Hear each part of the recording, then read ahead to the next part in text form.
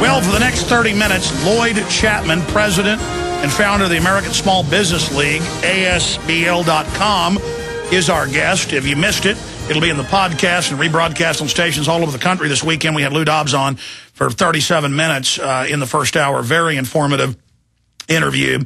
And Lloyd Chapman's put out a press release analyzing, and we're going to get this posted up on Infowars.com for immediate release, dealing with Obama's budget plan, higher taxes on small businesses and federal small business contracts for Fortune 500 firms.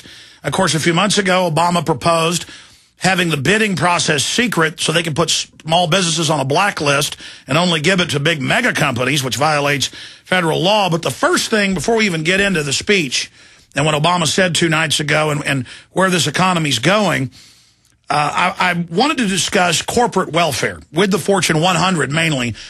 Some of the other 500 aren't as bad. And the Obama waivers, over 1,000 of them to McDonald's and the Auto Workers Union. And you don't have to get the insurance. Everybody else does, even though those groups then lobbied, previously for it. So it's like going to the Queen of England to get a special license and nobody else can. It shuts down all the competition. They can hand out favors to their cronies. But now we learn why the private Federal Reserve in the last 3 years and all these bailouts and stimulus packages didn't want anybody to know where the trillions went, because most of it went to overseas banks, Muammar Gaddafi, General Electric, MSNBC, mainstream newspapers. I mean, the federal government now with taxpayer money is directly not just giving contracts to mega corporations and cutting out the little guy and killing small business. That's the real stimulus if you're going to have this system. But it's going directly to the mainline corporate media that is calling for more taxes on the middle class, which is then paid to the mega corporations. I mean, this is very simple, but for the general public, they still haven't figured it out, and they're in this big left-right argument about how much to cut Social Security, when if you look at the actuaries, that won't do anything to stop this corporate welfare situation. So Lloyd Chapman, president of the American Small Business League, break it down for us. Well, basically the large corporations control our government.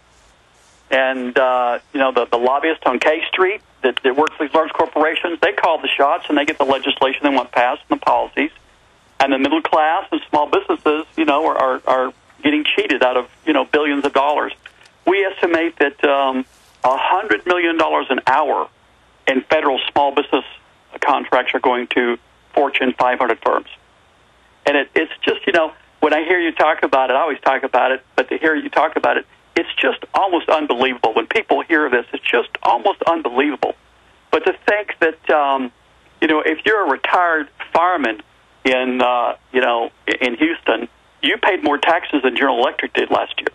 It's just unbelievable that the government's allowing these large corporations to get away with, paying no taxes, and they're going to raise the taxes on small businesses and talk about cutting Medicare and Social Security. It's just so unbelievable. Well, you just said it. That's the incredible fraud of Obama and the Democrats, the big mega banks that openly, and the head of his economic board, the former head of GE, Obama just 3 months ago gave him waivers on all of their new coal-powered plants, but isn't giving the waivers to everybody else and actually shutting down their competition. I mean, this is pure racketeering. And then Obama points the big, blue-collar mass of people who are going under with the inflation that's happening. They point them at the middle class, and Obama says, I'm going to raise taxes on the rich, but he's not doing it on the real ultra-rich who are getting the corporate welfare. They're pointing it at the small businesses in America.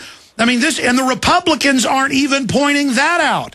I mean, they're saying corporations are perfect, they're fine, not pointing out the difference between a mega corporation and a mom and pop.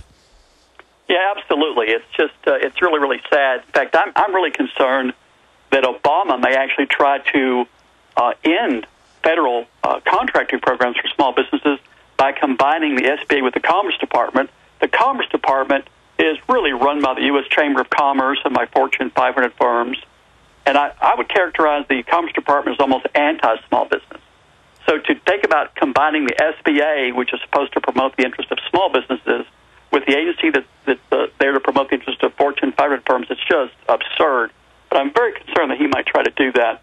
But, it's just so,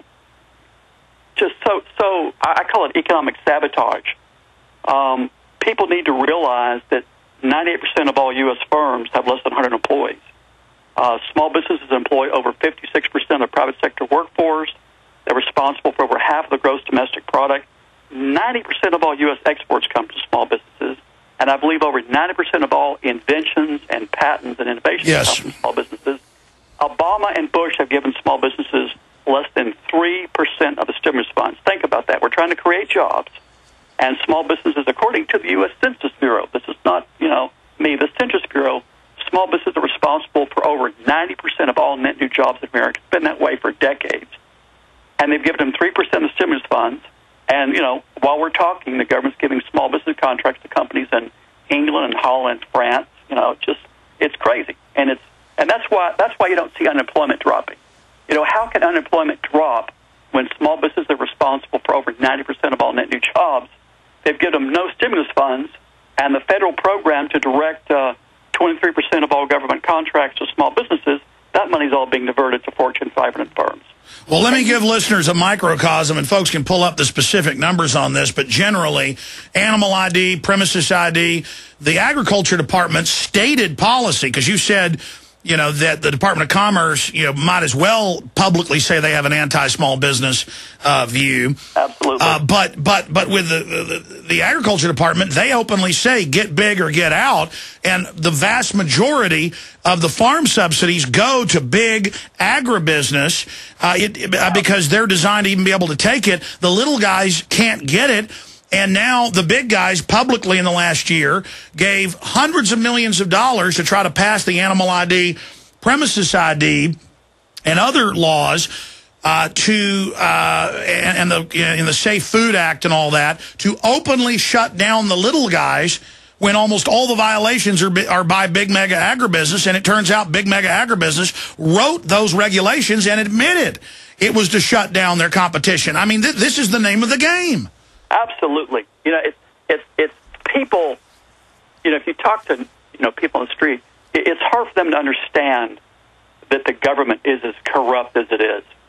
It's just, when you look at any congressional committee, you'll see that the majority of the political contributions to the members of Congress on that committee come from the industry they're supposed to regulate.